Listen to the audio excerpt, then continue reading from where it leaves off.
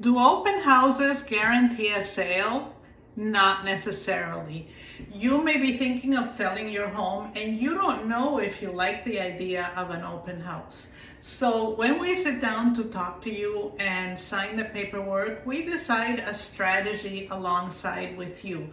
And we will show you the pros and cons of an open house. Most buyers will come and book appointments with their realtor, a dedicated realtor that has them on a search, and they've narrowed it down to your home and perhaps a few others, and they come and take a look. So yes, those buyers are a lot more serious. But coming through an open house also is very appealing to some buyers.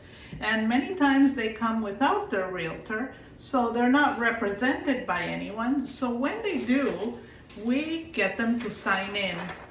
We get them to sign in with their name, phone number, and address. And that way we know who is coming through your door. And when we run an open house, one of the askNina team members will always be present. So our job is to sell your home, but also to protect you along the way. Get to know the difference that it makes working with us. Call us. The number is below.